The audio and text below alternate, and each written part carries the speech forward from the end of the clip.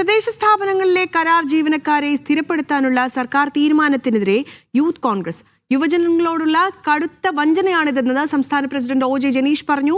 തീരുമാനത്തിനെതിരെ ശക്തമായി പ്രതിഷേധിക്കും. വിഷയത്തിൽ ഡിവൈഎഫ്ഐ നിലപാട് വ്യക്തമാക്കണമെന്നും ഒ.ജെ. ജനീഷ് ആവശ്യപ്പെട്ടു.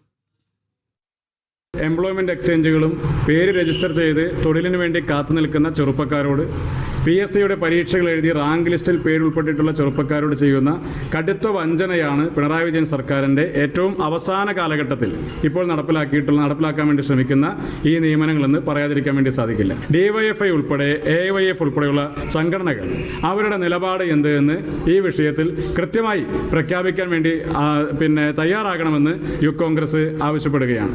അതിനെതിരെ യൂത്ത് കോൺഗ്രസ് ശക്തമായ പ്രതിഷേധവുമായി രംഗത്തേക്ക് വരും.